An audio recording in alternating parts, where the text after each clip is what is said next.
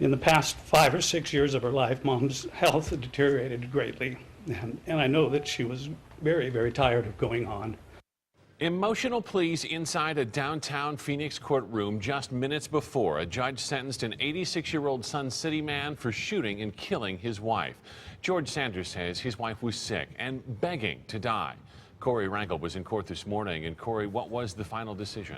Steve, George Sanders faced up to 12.5 years in prison, but today a judge sentenced him to 2 years of probation.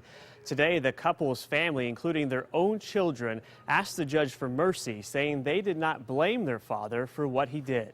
And I've loved her since she was 15 years old. I loved her when she was 81 years old. 86-year-old George Sanders told the judge he loved his sick and fragile wife, Virginia, so much he was willing to help end her life in a so-called mercy killing so she would no longer suffer in pain. It was a blessing. I was happy to take care of her. I just want the court to know that I'm sorry for any grief, or pain, or sorrow I caused for other people, and I'll accept any decision made by the court, Your Honor. The couple's son tearfully spoke to the judge about his parents' love for each other. I have to tell you, my lifelong hero is my dad.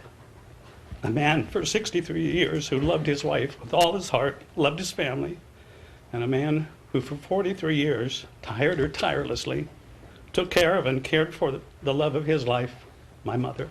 Virginia battled MS for half her life, and as she got older, her grandson told the judge her health had gotten worse, and she lost her will to live. I truly believe the pain had become too much for my grandmother to bear, and my grandfather honored her plea to end her pain.